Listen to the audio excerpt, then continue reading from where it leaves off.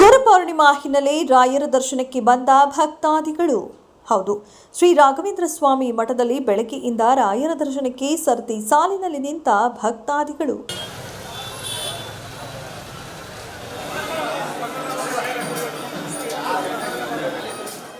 ಆಷಾಢ ಮಾಸದ ವಿಶೇಷ ಗುರುಪೌರ್ಣಿಮಾ ದಿನ ದೇವರ ಮೊರೆ ಹೋಗುವ ಜನರು.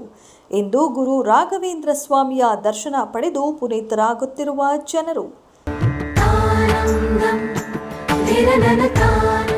ನಾರಾಯಣ ಶಾಸ್ತ್ರಿ ರಸ್ತೆಯಲ್ಲಿರುವ ರಾಘವೇಂದ್ರ ಸ್ವಾಮಿ ಮಠ 15ನೇ ವರ್ಷದ ಗುರುಪೌರ್ಣಿಮಾ ಕಾರ್ಯಕ್ರಮ.